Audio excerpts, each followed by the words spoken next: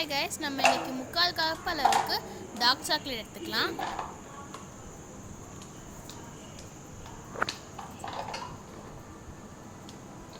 உடைச்சதுக்கப்புறம் நம்ம 1/4 கப் அளவுக்கு refined oil எடுத்துக்கலாம்.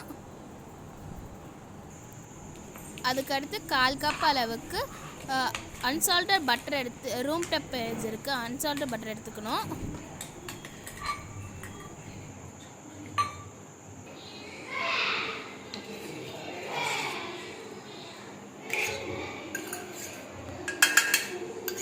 பட்டர் சேர்த்ததுக்கப்புறம் இன்னொரு செப்பரேட் பேனில் நான் தண்ணி ஹீட் பண்ணி வச்சுருந்தேன். அதில் இந்த சாக்லேட் மிக்சரை சேர்த்து நல்லா மெல்ட் பண்ணிக்கணும். இந்த மாதிரி நல்லா மெல்ட் ஆகணும். அதுக்கப்புறம் ஒரு செப்பரேட் பவுலில் 2 ஹோல் எக்ஸ் ஆட் பண்ணணும்.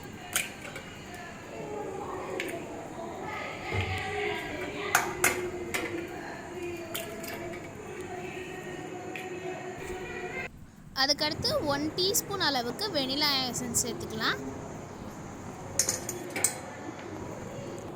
அதுக்கடுத்ததாக 1 கப் அளவுக்கு நம்ம பவுடர் சுகர் சேர்த்துக்கலாம். ரெண்டையும் சேர்த்து நல்லா மிக்ஸ் பண்ணிக்கலாம்.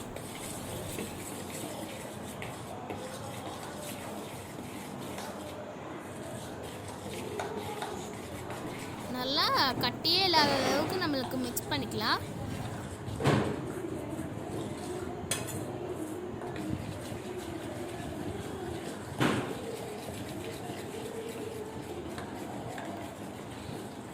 மூணு நிமிஷம் வரைக்கும் நல்லா பீட் பண்ணிக்கணும்.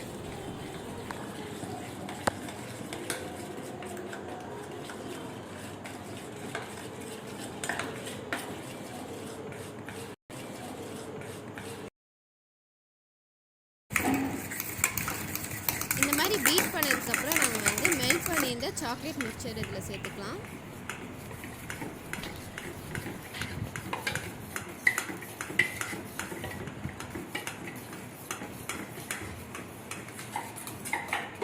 நல்லா மிக்ஸ் பண்ணதுக்கப்புறம் 1 கப் அளவுக்கு மைதா மாவு சேர்க்கணும்.